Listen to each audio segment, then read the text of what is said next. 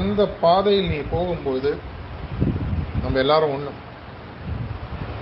நான் அவங்களை அழிச்சிட்டு போகிறேன் குருநாதர் எப்பவும் சொல்கிறதே இல்லை. நான் முன்னாடி போகிறேன், பின்னாடி நடந்து வான்னு சொல்கிறேன். என்னுடைய குருநாதர்கள் மேலேருந்து வழிகாட்டுறாங்க, நீ என் கூட வான்னு அழிச்சிட்டு போகிறேன். இதை போன்ற ஒரு உண்மையான எல்லோரையும் ஒன்றாக பாவிக்கக்கூடிய பாதையில் இருந்து நம்ம ஆக்சுவலாக கொடுத்தது நம்ம நிறைய பேருக்கு தெரியறது. நான் முதலே சொன்ன மாதிரி பணக்காரன், நான் ஒரு செல்வந்தன்றது தெரியாதவனுடைய வாழ்க்கையை பிச்சைக்காரனாக தான் வாழும். ஒரு விஷயத்தில் நம்மளாம் பார்த்தீங்கன்னா ஆன்மீக பிச்சைக்காரர்கள். நம்மளுக்கு என்ன கிடைச்சிருக்குன்றதே தெரியாமல் வாழ்ந்துட்டு இருக்கு. ஒரு 100-120 வருஷம் முன்னாடி வரைக்கும் இந்த பாதையானது உலகத்தில் யாருக்குமே கிடையாது.